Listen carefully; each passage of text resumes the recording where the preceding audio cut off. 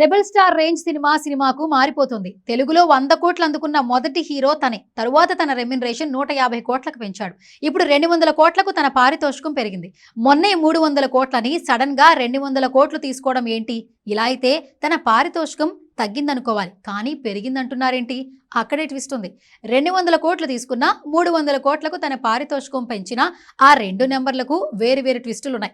Hollywood star హీరోల్లా 300 కోట్ల పారితోషికాన్ని అందుకోబోతున్న ప్రభాస్ ఆ విషయంలో ఆసియా నెంబర్ 1 అయితే ప్రపంచవ్యాప్తంగా 9వ స్థానంలో ఉన్నాడు.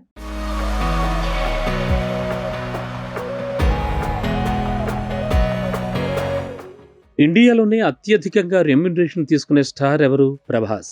5 ఏళ్ల క్రితం ప్రభాసే, 8 ఏళ్ల క్రితం కూడా ప్రభాసే, ఇప్పుడు కూడా ప్రభాసే. ఇండియాలోనే కాదు, ఏషియాలోనే భారీ పారితోషికంతో నెంబర్ 1 అనిపించుకున్నాడు రెబల్ స్టార్. ఒకప్పుడు చైనా నటుడు జాకీ చాన్ కంటే ఎక్కువ రెమ్యునరేషన్ తీసుకుంటున్న సూపర్ స్టార్గా రజనీకాంత్కి పేరుంది. కానీ ఆ రజనీకాంత్ పారితోషికం కంటే 2 రెట్ల రెమ్యునరేషన్తో రెబల్ స్టార్ రేంజే మారిపోయింది. అసలు ఈ ట్రెండ్ టాలీవుడ్లో మొదలైంది ప్రభాస్తోనే. అంతేకాదు, హాలీవుడ్ హీరోల రేంజ్ అందుకుని మరో ట్రెండ్ని ఇక్కడే కాదు ఇండియా మొత్తం క్రియేట్ చేసిన క్రెడిట్ కూడా ప్రభాస్కే దక్కుతోంది. ఎలా అంటే, బాహుబలి టైంలో 75 నుంచి 100 కోట్లు తీసుకున్న తొలి తెలుగు హీరో ప్రభాసే. సరే, 2 ఏళ్లు కష్టపడినందుకు కాల్ షీట్స్ పరంగా అలా అనుకుందాం. కానీ బాహుబలి 2 తర్వాత 150 కోట్లకు తన రెమ్యునరేషన్ పెరిగింది.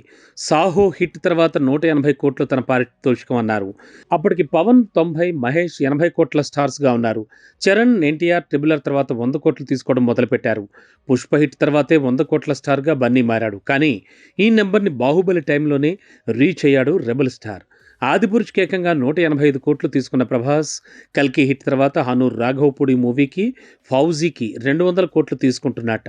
ఇదేం పెద్ద విషయం కాదు, ఎందుకంటే తను సందీప్ రెడ్డి వంగ మేకింగ్లో చేసే స్పిరిట్ మూవీకి ఏకంగా 300 కోట్లు అందుకోబోతున్నాడు. కాకపోతే ఫౌజీకి 200 కోట్లు, స్పిరిట్కి 300 కోట్లు, ఇలా రెమ్యునరేషన్లో వేరియేషన్కి కారణం ఫౌజీకి 80 రోజులు, స్పిరిట్కి 140 రోజుల కాల్ షీట్స్ ఇవ్వాల్సి రావడమే.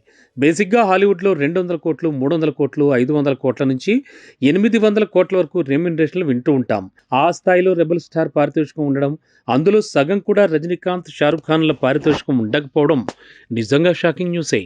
డార్లింగ్ రేంజ్ ఎక్కడికి వెళ్ళిపోయిందో ఈ నెంబర్స్ బట్టే చెప్పేయచ్చు.